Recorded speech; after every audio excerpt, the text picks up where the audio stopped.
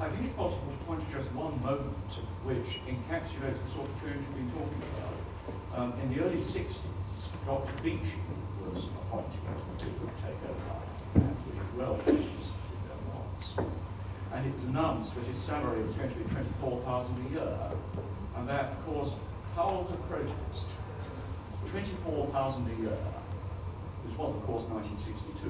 Even so, it was vastly less than it sort of did today. Beeching was brought in because British Railways was getting into an ever greater financial difficulty. It was being headed up to then by a retired general, Sir Brian Robertson, who, because he was probably getting a retired general's pension, was no doubt persuadable to vote for extremely liberal. It seems to me that catches both the, something which has to balance what you've said. There is something to be said for oligarchs if you draw in someone from ICI like Beeching. Instead of appointing a retired general, if you want the railways to run like a business and not like a public service. I mean, the change is intelligible. Yes, no, I'm not saying that you don't have to bring in Beechings and in order to bring them in from ICI, you have to pay a bit more. But there is a difference between paying a bit more and a headlong rush. So that the whole sort of question is predicated not on public service, but on rewards for the apparatus. But I mean, I take any more? One more? Yes, please. Yeah, I was interested in what you said about the liberal tendencies you thought of the coalition in regards to this white paper on the education account yesterday, where the watchword seemed to be discipline. Now, the greatest liberal that ever lived, John Stuart Mill, was being worried by the use of that word discipline because he felt that novelty of the mind and sometimes indiscipline in thought and was very important. And I think Orwell would have probably thought the same, that discipline can be very much manipulated into conformity.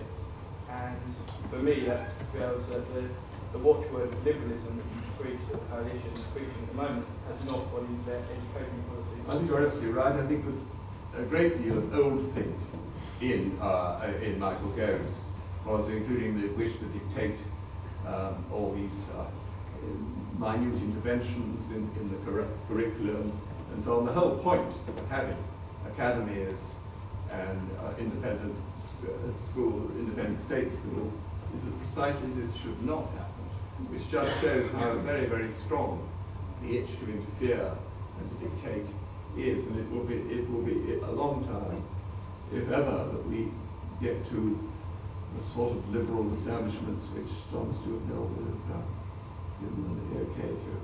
Gentleman right at the back.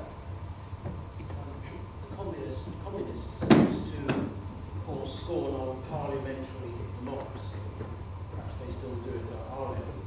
But the communist regimes seem always to slip immediately into a form of autocracy, the cult of personality. We can all rattle off a dozen communist states which did that.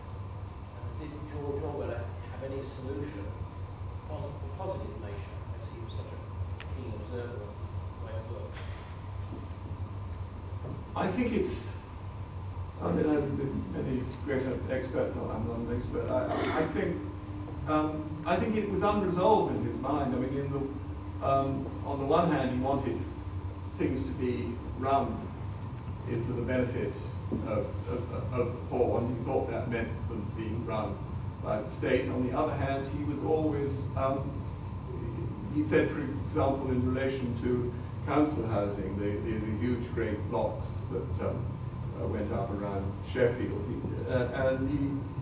so that he was in favour of municipal housing, but he said it's a pity that all the liberties had to be removed from the tenants and that we get this autocratic system. So I think he merely pointed to the problem without having a clearer idea than the rest of us as to how it was to be solved.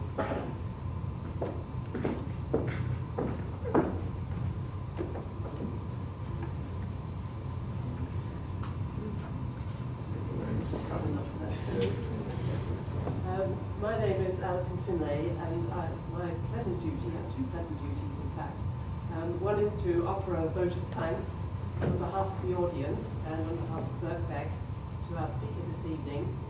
And my other pleasant duty, which I'll mention now, just in case I forget, is to invite all members of the audience to a reception, which I will be waiting for us in the strangely named Crush Bar outside this hall. I can't believe that I'm the first person this evening to mention that Senate House has the reputation of being one of the inspirations for Orwell's Ministry of Truth in 1984. I'm not sure whether that's true, it certainly looks the part. That's not why we're here this evening. We've actually moved here rather than to a Birkbeck lecture room in order to be able to stay and talk to the lecturer, as we've done, some of you have done this evening, rather than being hustled out of the Birkbeck lecture room in time for a class that begins regular as clockwork at 6 p.m. So I think that's been an interesting and very profitable development. I always think the Orwell lecturer has to be a bit of a clairvoyant, because the remit is to talk on any subject he or she may like, except that it should have been, or would have been, or might have been of interest to Orwell. So this is something the lecturer obviously has to judge for himself. But I think tonight's lecturer, as lecturers often do, used Orwell's own ideas as a springboard which gives a very interesting perspective on our own society and very modern developments.